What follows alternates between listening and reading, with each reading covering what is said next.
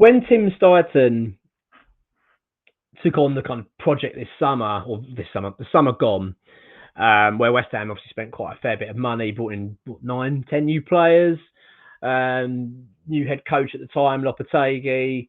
It was a big mission for Steidten. Probably his first, I think, in football, where he was kind of like the main man, director of football or technical director, however you want to call it. To get it right, this was his big chance to showcase what he could do. Obviously, he's got a bit of a reputation as the pearl diver and all that kind of stuff going on. One of the main things he had to do, which was a really big task for him, which when I say big task, it shouldn't be that difficult a task, in my opinion, but the task was get a striker in at West Ham. We're sick of failing. We're sick of keep spending money on strikers and it not working out. It's quite clear that this is a real big issue at West Ham. It has been for quite a long time.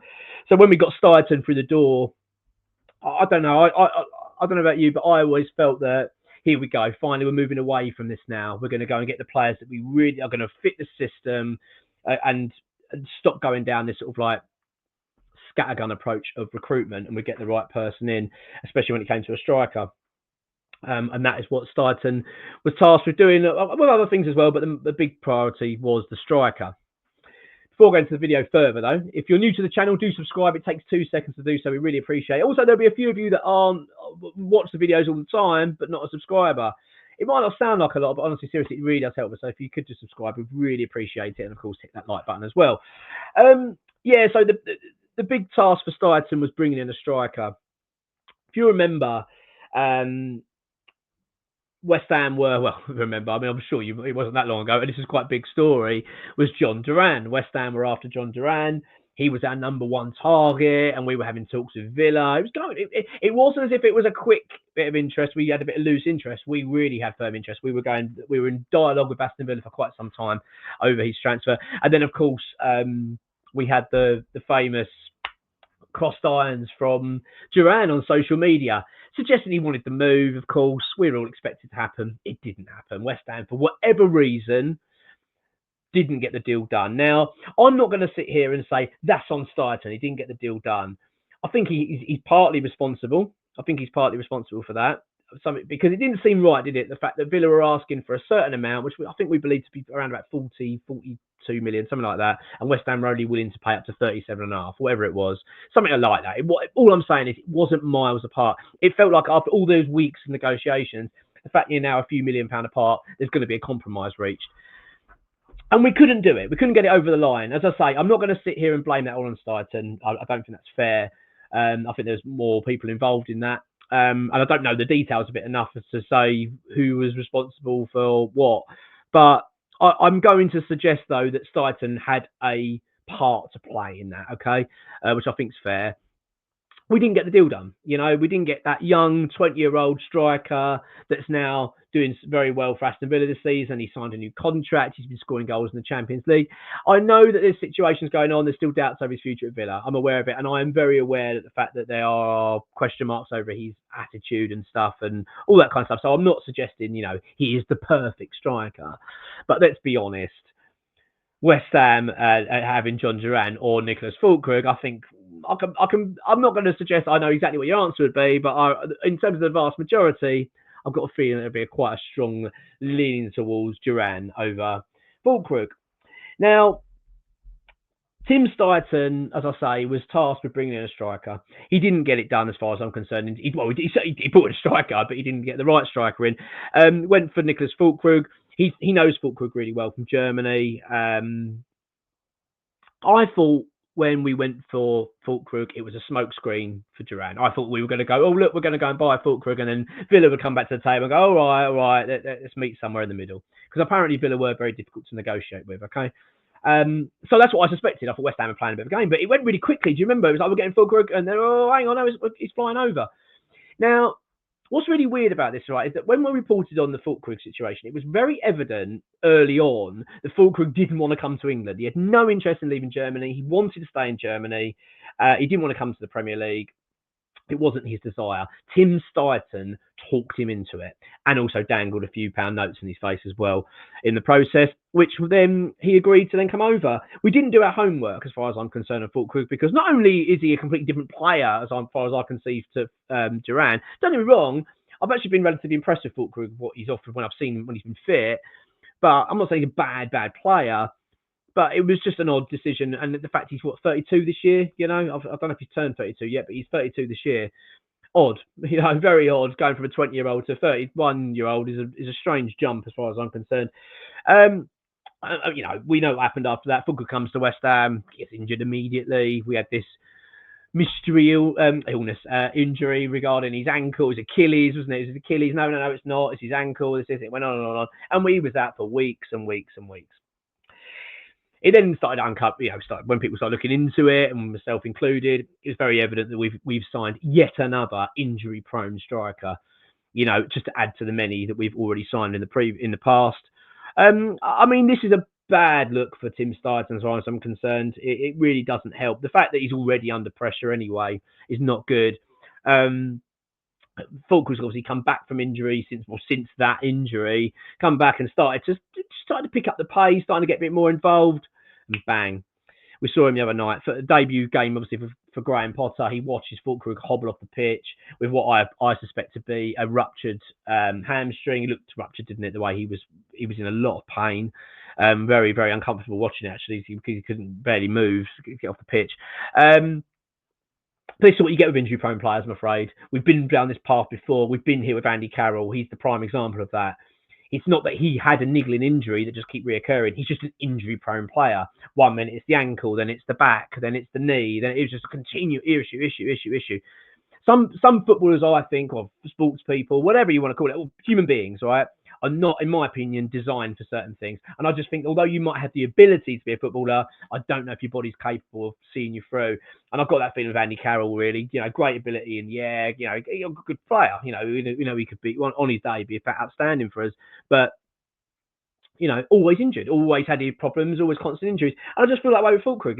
That's how he comes across to me, just an injury-prone player. His injury record is horrific before he came to West Ham. People will say, well, he wasn't too bad a couple of years leading into it. Yeah, true, but the years prior to that were horrific. He was out for a considerable amount of time. It's terrible. This is a really bad look for Tim Steidten. It's not good, and this is on top of all the other stuff. Already, if we just focus on transfers for a minute, Lewis Guilherme. What have we done here? £25 million on an 18-year-old that we don't see, it doesn't feature, and when he does feature, are we seeing a superstar in the making? I'm not convinced. I'm certainly not. In fact, I'm more leaning towards the fact that he will go back to Brazil at some point. I imagine that we're just going to go, yes, didn't quite work out, we're moving on.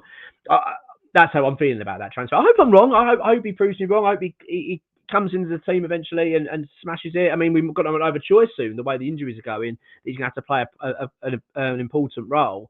But in terms of the signing, it doesn't look good, does it? We didn't get Durán done because we didn't have the extra £5 million whatever it cost to get him over the line. But we went and spent 25 on Guilherme. It's bizarre. These aren't good looks for Tim Steidten at all. In fact, I would say, like this thumbnail suggests, it's a nail in the coffin. It is another nail in the coffin for him. I don't think he'll survive at West Ham for much longer. I really don't. You've then got on top of that the fallouts. David Moyes, significant fallout with David Moyes. David Moyes banned him from the training ground, banned him from the dressing room. Said we don't want him here. He's a nightmare, Steidten. He's even getting involved. At the time, I defended Steidten like many did. I thought Moyes was being too unreasonable and too stubborn. But then he goes and does it with Lopetegui. Lopetegui's banned him from the dressing room and banned him from the training ground and said he's a pain in the arse. It's a common denominator here in these stories, And I know that I think there's a lot of support still for Steidten amongst West Ham fans, and I kind of get it because I think there's a reluctance to lose the director of football model. I don't particularly think we would. I still believe that there is a desire for West Ham to operate in a more modern way. I do believe that, especially now we've got Graham Potter in as head coach. I feel like he would operate better in that structure. We know that how he operated at Brighton, so I think there will be a hunger to see that anyway. I don't think it involves Steidten though. I really don't. I think he's on his way out. This injury to Füllkrug is horrendous for Steidten. Now, I'm not saying he can control injury, but you bought an injury-prone player, mate, and it was a big task for you this summer. You had to bring in the striker, you had to bring in the right guy, and you didn't. It's not good. Not good at all. Really, really not good at all. In fact, I'm now leaning towards I want to see a rebuild of this backroom structure at West Ham. I want to see Mark Noble more involved, and possibly even taking over the director of football kind of role, or maybe the head of recruitment or something like that. I'd rather see Mark Noble moved into that kind of position, and maybe have Dan Ashworth, who's available, as we know, was at Brighton, was at Newcastle and Manchester United. I would like, he knows Graham Potter really well. I would like to see that. I've got to be honest. That's just my personal opinion. Of course, everyone's entitled to theirs. And you might say to me, Mark, you're talking crap and Steidten's the man. And I get there's still a little bit of support for Steidten, but I'm not sold on him. Really not. I've never heard really good things about the guy, particularly good things, since his arrival at West Ham. It's always felt like there's always been these sort of issues going on, and players aren't overly, certain people haven't been overly happy with the way things have gone with him, and I'm not sold. I'm really not sold on the situation. He's clearly got some form of sway still, because he was quite heavily in all the media stuff, wasn't he, with Potter arriving? So it's still a little bit difficult to see where the club's thinking is with Steidten, but I don't think it's good. I really don't. I don't see how it can be. And I think that this Füllkrug injury is just a disaster for him and West Ham. It's not a good situation for us, but I think for Steidten, this looks terrible.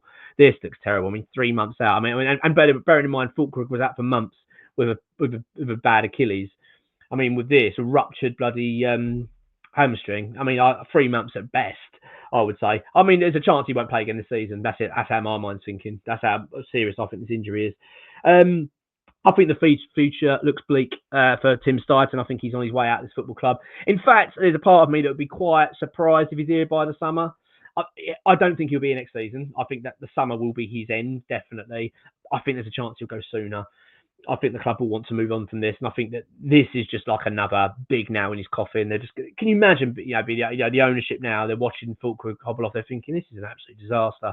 Spent all this money on this guy. He's on a higher wage as well. Brought him over, and this is what we're getting back. It's not good, not good at all. And the other sort of, before I finish this video, is the twist is Daniel Kutinski, isn't it? Because Daniel Kutinski is understood to be the guy that brought Steidten in.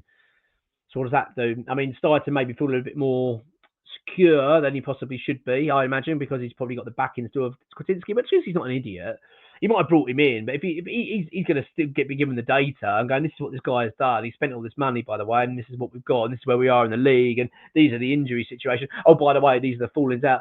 I don't think he's got very long to last. I really don't. I'd be very surprised if he's here, as I say, next season. I think it's one to watch. I really do. I think it's one to seriously keep an eye on. It's not a good situation for West Ham at all, this. But here we are. We are where we are. Look, tonight we've got Fulham. It's a massive game. Did the preview yesterday on that. This is a big, big game for West Ham, and one that we want to see West Ham get up and running now. So, under Graham Potter, it'd be great to get that win, lift the mood, get everyone feeling good about it. Let's hope we do. It's a real big one. So until then, come on. We'll do the review tomorrow, but fingers crossed it's a good game tonight. I'm really looking forward to it. Come on, you Irons.